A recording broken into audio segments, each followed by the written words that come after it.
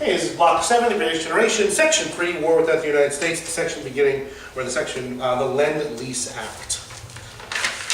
If we go back to the beginning of the war, you may remember that the Neutrality Act of 1939 permitted Great Britain and France to buy and use and ship American goods based on a cash and carry basis. That if Britain and France had the money, they could spend the money and then bring the supplies back to the United States. Well, by 1941, Great Britain's out of money. That the empire is literally broke. They have no more cash, and they pretty much have no more credit. That the British Empire, in fighting this war alone for the year plus that they have been doing it now, are out of money. And they have no more cash and no more credit to buy the supplies that they so desperately need. They had liquidated all their holdings in the United States, liquidated their investments, maxed out their credit cards, and still needed millions upon millions of dollars of supplies every month. Churchill again goes begging to Roosevelt and says, Mr. President, we need more credit. He goes cap in hand. And this has got to be very difficult for the leader of the vast, powerful British Empire to say we are literally out of money. We have nothing left to pay for the stuff that we need.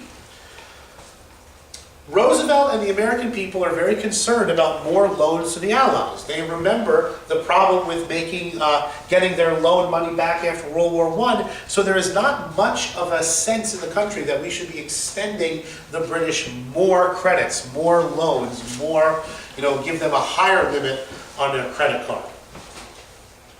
Roosevelt comes up with a pretty genius solution to the problem. And this genius solution is called Lend Lease. Instead of lending money to the British so they can buy war materials, what the United States will do is lease it at no cost.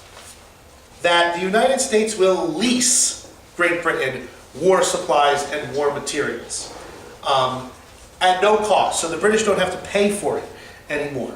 Then Roosevelt says, after the war, all of the stuff that we lease to Britain will either be returned to us or they can pay for it after the war.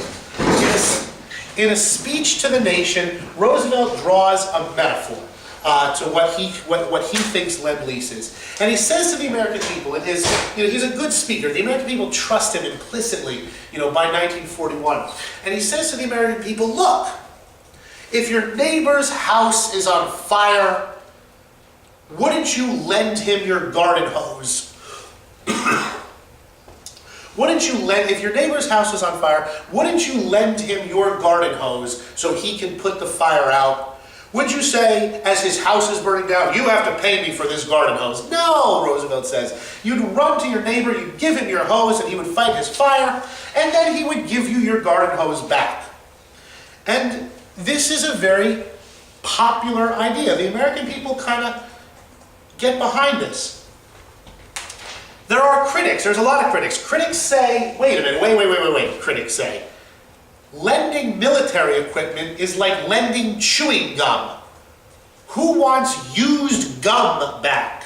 That once you use a tank, why would anyone ever want it back? Once you use a bullet, who is going to ever want used bullets back?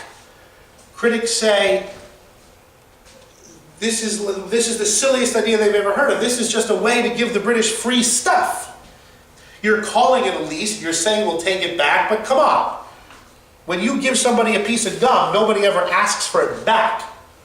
They also say, and wait a minute, Mr. President, with your analogy about the garden hose, if your neighbor's house was on fire, you would take your garden hose and help him put it out yourself, is the idea. Both of these things are true. That Roosevelt really never expected the British to pay back or give back this military equipment, but it was a way for him politically to get around this question. Lend Lease becomes one of those things that is not just debated in the halls of Congress. Lend Lease becomes one of those things that is debated around dinner tables, coffee tables, diner tables, around the water cooler at work. It becomes one of those issues that the entire country starts to talk about. And you have this honest to goodness, real national conversation. Roosevelt can't avoid Congress on this one. And Roosevelt pushes and pulls and finagles, and he does, when Congress finally votes, he does get an itty-bitty little majority in both houses of Congress to pass the Lend Lease law. Throughout the course of the war, $50 billion worth of military equipment is going to be leased, not only to Britain, but to any of the allies fighting German, Japanese, and Italian aggression. This increased the chance that Germany would declare war on the United States. Roosevelt was willing to take that chance because he was, and the American people now were too, unwilling to see Great Britain go down. It had another long-term effect. American industry really now starts to pump out war material. Here is a picture of an aircraft factory. You can just see these are B-24 bombers. You can see B-24 bombers literally as far as the eye can see. American industry starts pumping out war material at a fantastic pace. It becomes the arsenal of democracy. People start going back to work in larger and larger numbers. And before you start to look up, unemployment is starting to slide back to where it was before the Depression even happened. Lend Lease is going to be on your AP test. It is one of the most important laws in foreign relations in the 20th century.